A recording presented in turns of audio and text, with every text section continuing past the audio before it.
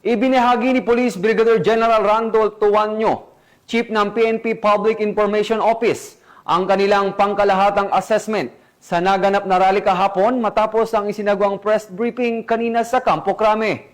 Binigyan din ni Police Brigadier General Tuanyo na bagamat may ilang insidente ng kaguluhan, partikular sa bahagi ng Ayala Bridge, CRB Mendiola at CM Recto, na naig pa rin ang disiplina at maximum tolerance ng kapulisan sa harap ng mga hamon. Pinuri rin niya ang sakripisyo at katapangan ng mga pulis na nasugatan habang ginagampanan ang kanilang tungkulin at hinikayat ang publiko na makita ang mas malaking larawan ng kapayapaan at kabayanihan sa kabuuan ng protesta. Narito ang bahagi ng pahayag ni Police Brigadier General Randolph Tuanyo hinggil sa naging takbo ng kilos protesta at sa kahalagahan ng pagkilala sa dedikasyon ng ating kapulisan.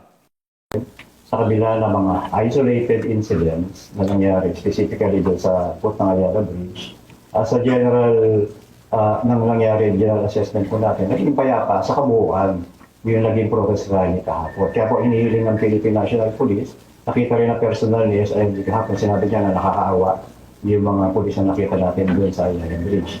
Kaya ang inihiling po ng Philippine National Police sa hagip na makonsentrate tayo kung ano yung ginawa ng mga grupo na nahuli. Bagamat sila nakakaawa, pero silang paglabag, tingnan natin yung naging kabayanihan ng member ng Philippine National Police natin. Tinatanong lang nila ang grupo natin, ano ba ang extent ng maximum tolerance?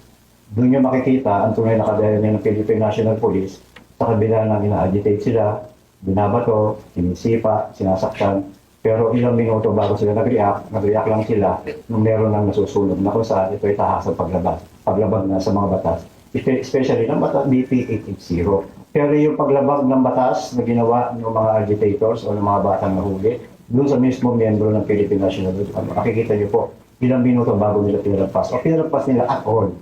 Kumilos lamang yung miyembro ng ating CDM doon, nung meron ng paglabag ng batas na kung saan sila yung nasusunod.